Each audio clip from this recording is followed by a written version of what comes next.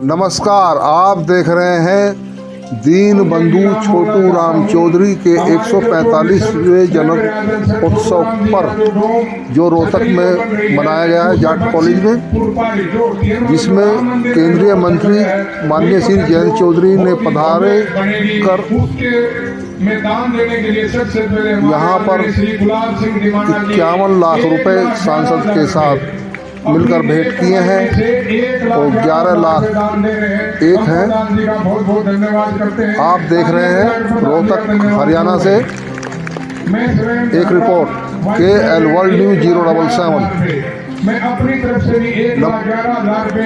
दीन बंधु छोटू राम चौधरी के 145वें जन्म उत्सव पर हरियाणा तथा पश्चिमी उत्तर प्रदेश गाजियाबाद जिला से राष्ट्रीय लोकदल के जिला अध्यक्ष रामपाल चौधरी अपने पदाधिकारियों तथा सैकड़ों कार्यकर्ताओं के साथ रोहतक पहुंचे हैं, जिसमें पश्चिमी उत्तर प्रदेश और गाजियाबाद के लोग काफ़ी थे, जिसमें सैकड़ों गाड़ियां मौजूद रही हैं। आप देख रहे हैं रोहतक हरियाणा से जाट आत्मिक लगाव का पुलिस और मित्रता का भाव एक ऐसे भाई के लिए रहा है, और उत्तर प्रदेश ही नहीं, अपने भाई जैन जी का स्वागत करने का अवसर मिला है। ये मेरे गौरव की बात है। मैं बहुत बहुत आपका छोटू राम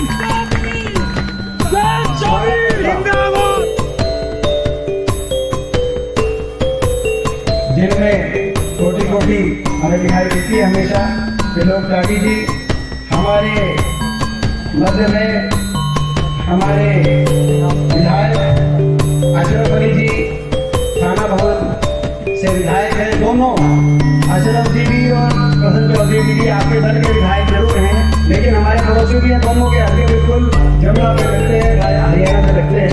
उनका बहुत बहुत स्वागत। हमारे बहुत ही आदरणीय चक्रवर्ती शर्मा जी हमारे बीच में आज पधारे हैं। सोनीपत जाट संस्था के हमारे प्रधान भाई सुरेंद्र भैया, उपलक्ष्य पे उनको सम्मान आज हम देते हैं।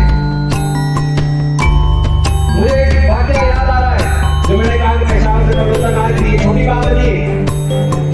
चलो उस समय जब छोटू राम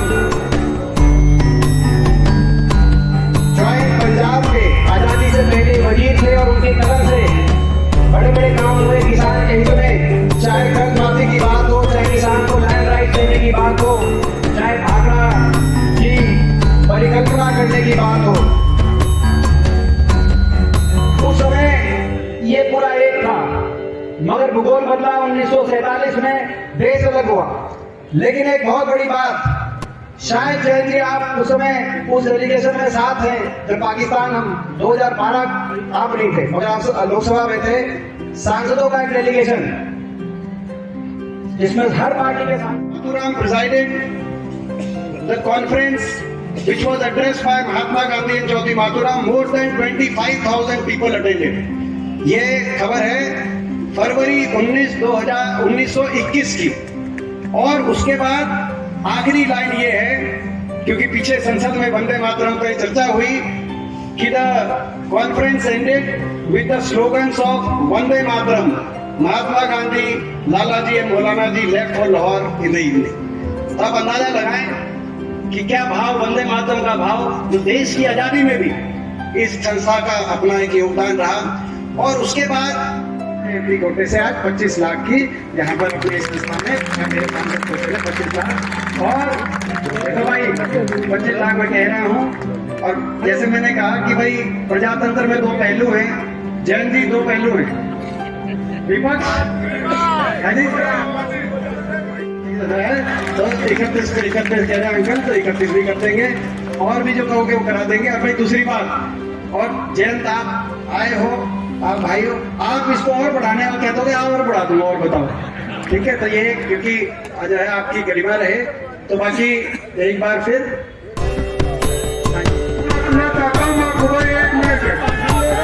मंत्री जी आगे 1 मिनट रुको।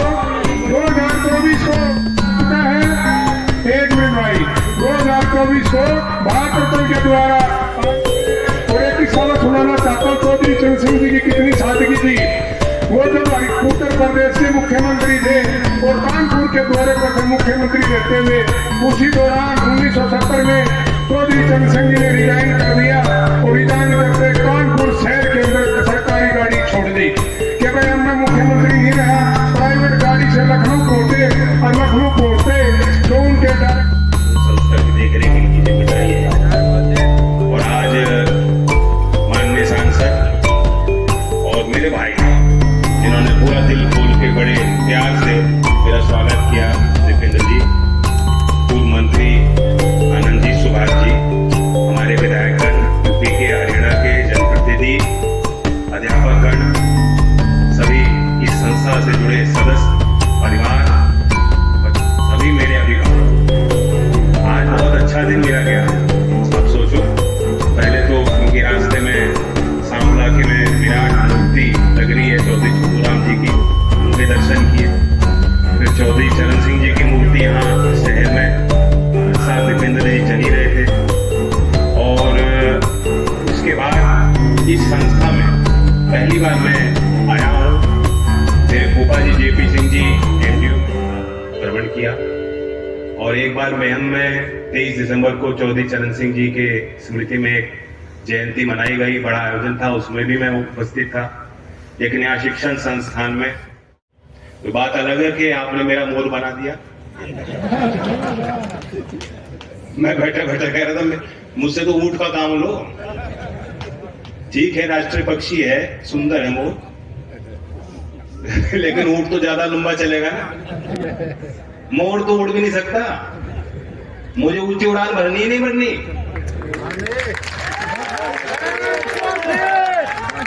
अच्छा, ये भी समझो, मैं हूं शिक्षा मंत्री, मेरा काम ही होता है स्कूल जाने का। और जितने राजनीतिक लोग बैठे हैं, इन्होंने पूरा दिल खोल के दिया, इसमें कोई कसर नहीं छोड़ी। लेकिन जब भी किसी स्कूल में निमंत्रण मिलता है राजनीतिक व्यक्ति का, उसमें कोई पद है तो और ज्यादा अपेक्षा होती, उम्मीद होती है, तो एक पूरा दबाव होता है कि अब यहाँ क्या घोषणा करें।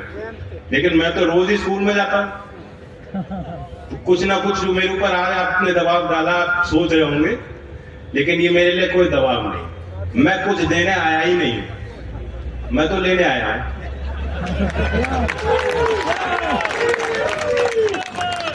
और मैंने खूब लिया, बहुत अच्छा लगा मुझे। हरियाणा और यूपी का कल्चर तो अलग नहीं, और जैसा दीपेंद्र जी ने इतिहास बताया हमारे परिवारों का, इस क्षेत्र का एक ही मिजाज। और बल्कि खास बात यह है कि ये जो शिक्षण संस्थान है शायद सबसे पुरानी है। 1912 में स्कूल से, छोटे स्कूल से एक शुरुआत हुई। आज एक बड़ा परिसर, बड़ा फैलाव, चाहे इंजीनियरिंग करनी हो, बीएड करनी हो, स्कूली शिक्षा हासिल करनी हो, टेक्निकल एजुकेशन हो, गर्ल्स का महाविद्यालय हो। परिवार का पुराना इतिहास, उनके परदादा जी चौधरी छोटूराम जी, चौधरी छाजू जी, उनके जितने क्षेत्र के लोग, मौजूद लोग थे उस समय पे, जो अपने समाज के भविष्य को लेके लाजमी है कि चिंतित होंगे, और उन्होंने शिक्षण संस्थानों पे जोर दिया, दान दिया, जीवन उसी में लगा दिया। इन संस्थाओं से जो उनके जीवन के अंश हैं वे जुड़े हुए हैं। और जब मैं आया, आपने वो पुरानी इमारतें भी दिखाई गुलाब जी, उनका भी अपना इतिहास है, वो धरोहर है, हेरिटेज है। लेकिन संस्था ईंट से नहीं बनाई जाती।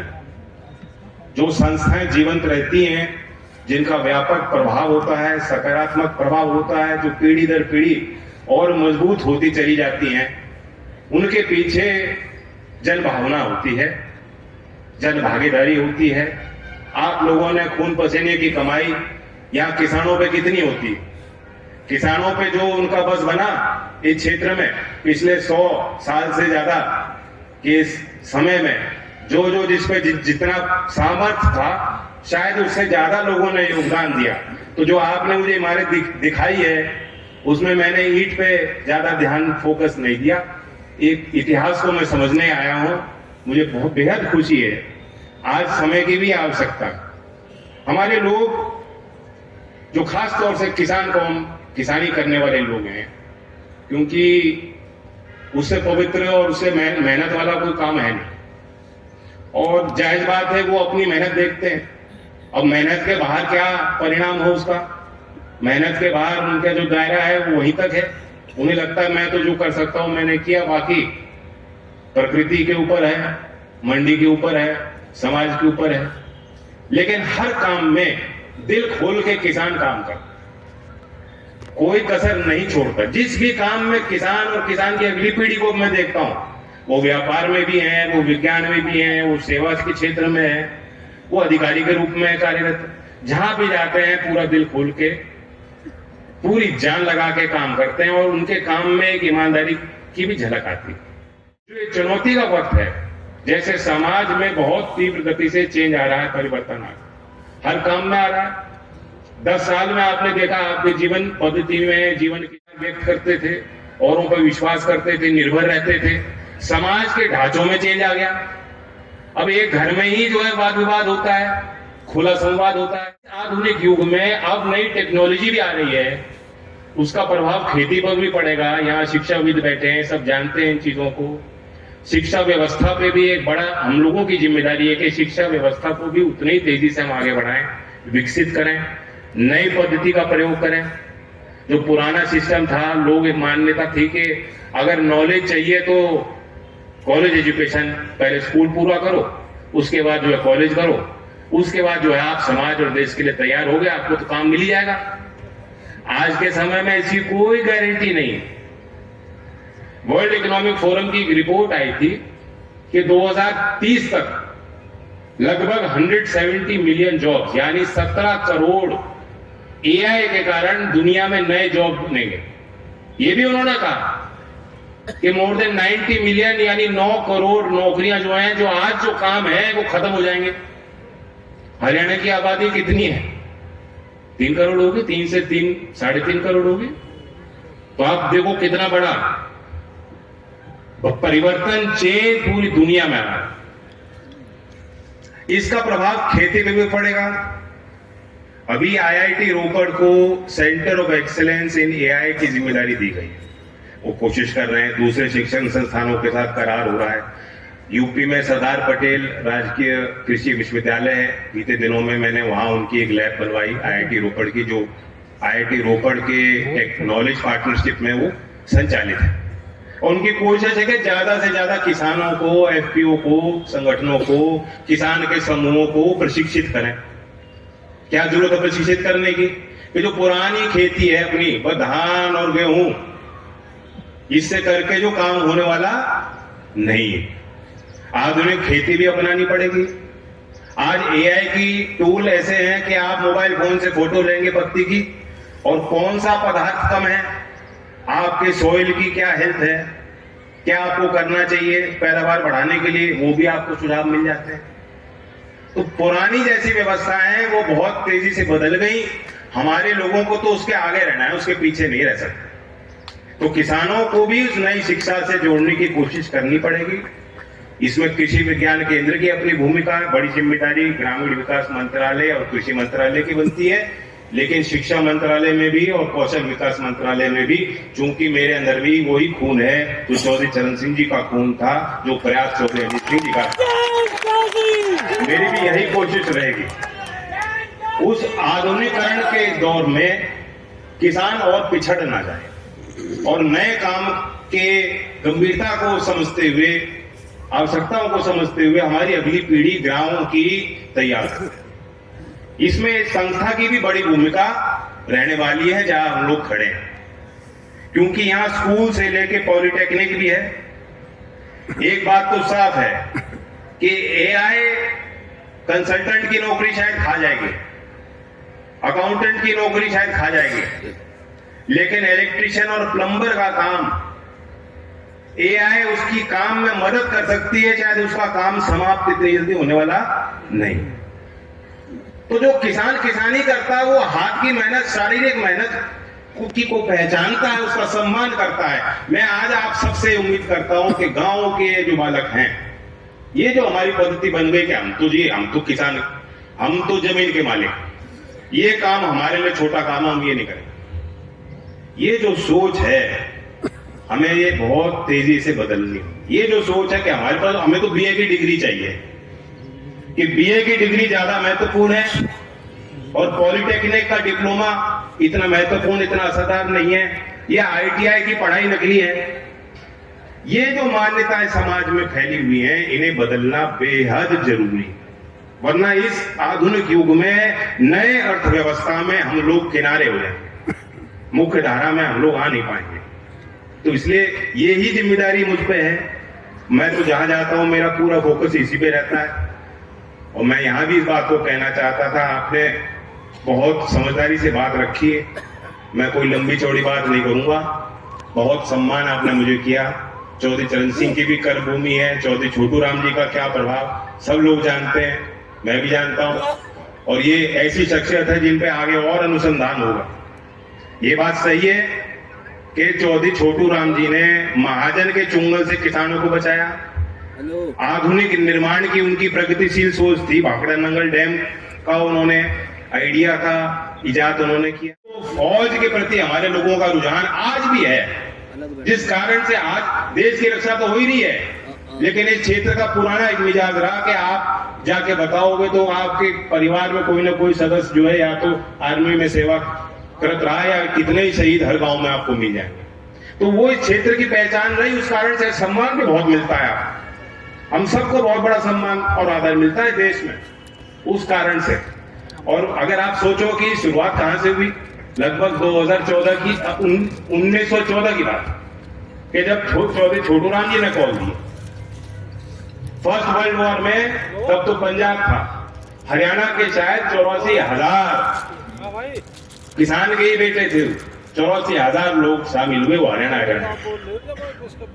सेकेंड वर्ल्ड वॉर में वो आंकड़ा शायद 1.5 लाख पार कर गया। और ये सब उसका श्रेय जो है मुख्य तौर पे चौधरी छोटू राम जी को निश्चित रूप से उसका जाता है। उन्होंने आह्वान किया और जितनी उम्मीद थी उससे ज्यादा आपने काम किया। तो ये शौर्य का परिचय, शौर्य का इतिहास है। लेकिन मैं कहना चाहता हूं कि वही ये हम लोगों का बड़ा गौरवशाली इतिहास है, छाती फूल जाती है, लेकिन इस पे हम लोग संतोष कर देते हैं या गुमार कर लेते हैं। गर्व करने में और गुमार करने में अंतर है कि नहीं है? अपने गौरवशाली अतीत पे तरफ देखते रहोगे, पीछे ही देखते रहोगे तो दुर्घटना आगे होगी। तो ये सब ठीक है, ये हमारे खून में है, हमारे जज्बातों में है, हमारे जुनून का हिस्सा है, हमारे इतिहास का हिस्सा है। लेकिन हमें अपने आप को री इन्वेंट करना पड़ेगा और कोई चारा नहीं। चौधरी अजीत सिंह जी ने किया, IIT खड़गपुर में पढ़ाई की। चौधरी चरण सिंह जी ने उनको आगे शिक्षित करने के लिए लोन लेना पड़ा था, लोन लिया, विदेश गए, 20 साल वो वहीं रहे। मैं तो वहीं पैदा हुआ था बाहर ही। चौधरी चरण सिंह जी की तबियत खराब हुई, तब चौधरी अजीत सिंह जी वापिस आए। और उस समय, उस दौर में, राजनीतिक दौर में, उस पृष्ठभूमि में जब चौधरी चरण सिंह जी का निधन हो गया तो किसान का मेरा वर्ग में एक बहुत बड़ा उफान था। और उस समय लोगों ने दबाव भी बनाया होगा, चौधरी अजीत सिंह जी के मन की इच्छा भी रही होगी कि उस बड़े सोच को, विचारधारा को आगे ही बढ़ाया जाए। लेकिन चौधरी अजीत सिंह जी ने IITN जो 20 साल विदेश में रहे, आपके बीच में आके आप ही की बोली उन्होंने बोली, आप ही की लड़ाई लड़ी, तो चौधरी अजीत सिंह जी ने तो अपने आप को रीइन्वेंट किया। तो इसमें परिवर्तन जीवन पद्धति का हिस्सा है। जीवन का अर्थ ही होता है आगे चलो। शिक्षा के मायने है कि हम पीढ़ी को तैयार कर रहे हैं, अतीत के लिए नहीं, भविष्य के लिए। और भविष्य अब साफ हमारे सामने, भविष्य का क्या दृश्य होने वाला है वो साफ जितने विद्वान यहाँ लोग बैठे हैं सबको दिखाई दे रहा है। अकेले खेती से गुजारा नहीं होगा, खेती की नई किस्में आपको अपनानी पड़ेंगी, नई टेक्निक प्रयोग करना पड़ेगा, वैल्यू एडिड में जाना पड़ेगा, अगली पीढ़ी को नए काम जोड़ने ही पड़ेंगे। इस सब में जो कुछ भी हम लोग कर सकते हैं, दीपेंद्र जी जिम्मेदार जनप्रतिनिधि हैं, मुझे आपके आशीर्वाद से मंत्री पद का वो जिम्मेदारी मिली। और दीपेंद्र जी कह रहे थे दीन बंधु छोटू राम के 145वें जन्मदिन पर राष्ट्रीय लोकदल के प्रदेश सचिव उत्तर प्रदेश से रणवीर दहिया, हमें क्या करना चाहिए बताओ, क्षेत्रीय अध्यक्ष तथा davos में वर्ल्ड इकोनॉमिक फोरम हो रहा है। हमारे चेयरमैन सरकार के प्रतिनिधि हैं, राज्य के वहाँ मुख्यमंत्री पतला, जा रहे हैं, उद्योग जगत के बड़े नाम जा रहे हैं और करार हो रहे हैं कि अरुण देश में भुल्लन, कैसे निवेश हो, देश में विकास की गति को और तेजी कैसे विनोद दी जाए, गौतम, बढ़ा दी जाए। घोषणाएं हो जिला रही हैं। उपाध्यक्ष गाजियाबाद, मैं davos राष्ट्रीय में नहीं लोकदल, हूं। मैंने हालांकि दीपेंद्र जी से चर्चा हुई कि कार्यक्रम बहुत होने जा से रहा है, तो पदाधिकारी मैंने कहा इनको, मोनू इस मौके बैठिए। पर मौजूद रहे मैंने हैं। कहा कि हो सकता है कि मैं वहां स्विट्जरलैंड में हूं, लेकिन मेरा स्विट्जरलैंड यही बना दिया आपने। मेरे लिए davos यही है और davos की घोषणा यहीं से कर रहा हूं, उस मंच से। आधिकारिक घोषणा मैं इस मंच से कर रहा हूं कि मेरा जो मंत्रालय है केंद्र सरकार की तरफ से कैबिनेट ने उसको अप्रूवल दिया है और आज के दिन davos में भारत सरकार, कौशल विकास मंत्रालय और वर्ल्ड इकोनॉमिक फोरम का करार हो रहा है कि भारत में कौशल विकास को धार देने के लिए, तेजी देने के लिए, नए जगत, औद्योगिक जगत से जोड़ने के लिए, नए करिकुलम से जोड़ने के लिए, दुनिया में विस्तार लाने के लिए भारत और वर्ल्ड इकोनॉमिक फोरम साथ मिलकर स्किल डेवलपमेंट में काम करेगा। ये एमओयू आज साइन हुआ, मैं ये घोषणा इस मंच से कर रहा हूं। तो फ्रॉम रोहतक, बाकी कितने लोग जानते थे वो हरियाणा के लोग मेडल जीतते हैं, इसमें कोई शक नहीं। मैं खुद सुना पार्लियामेंट में दीपेंद्र जी ने कोई स्पोर्ट्स पे कुछ चर्चा होती है तो खड़े होकर खूब बोलते हैं कि भाई जैसी पेटवाड़ जी पहुंचे, कैलेंडर का विमोचन हमारे मुख्य अतिथि जो किया जा रहा है, भाई तालियां बजाकर धन्यवाद करें।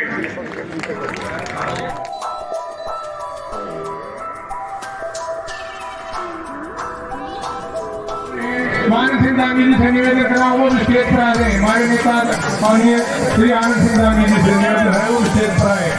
भाई हमारे सांसद माननीय रोहतक के सांसद MP श्री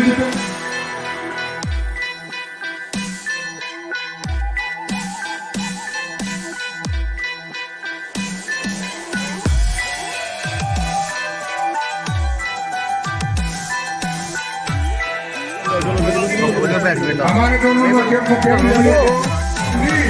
एक बात करें अभी गांधी साहब भगवान भाई में किसी पेटवाड़ मैं मोमेंट सोल देगा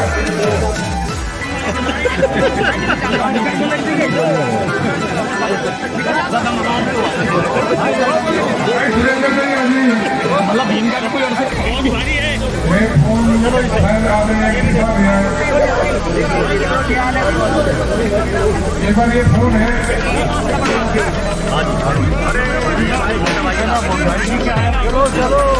नहीं साहब एक बार साथ में रहिए तो दूसरों की इज्जत से सम्मानित करें।